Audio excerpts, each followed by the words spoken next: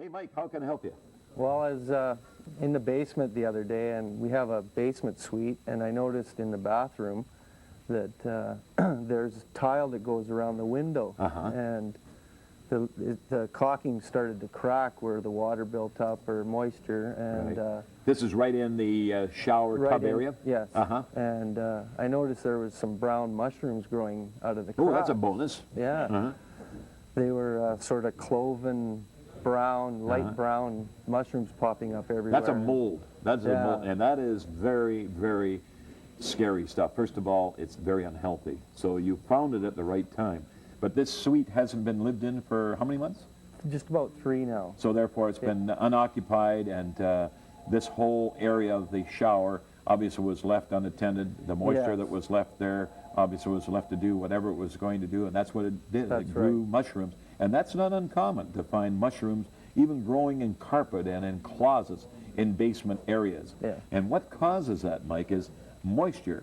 Because air being heavier than obviously warm air, the cool, moist air will settle to the basement area.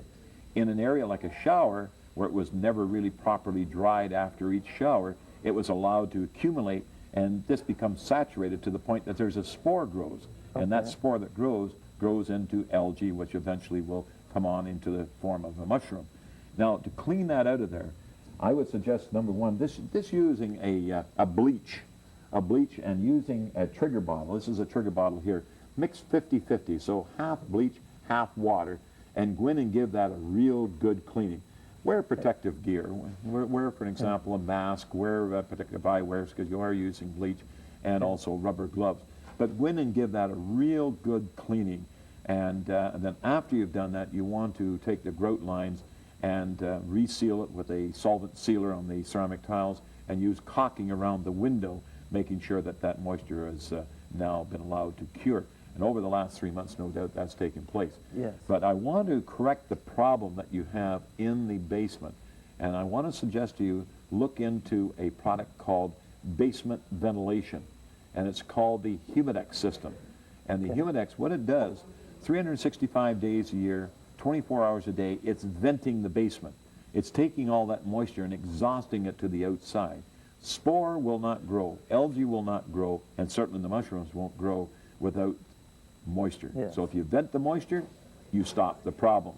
But cleaning it is one thing, correcting it is the other. So look into the Humidex ventilation system, even by taking your furnace, your forced air furnace system. Do you have a forced air furnace? Yes.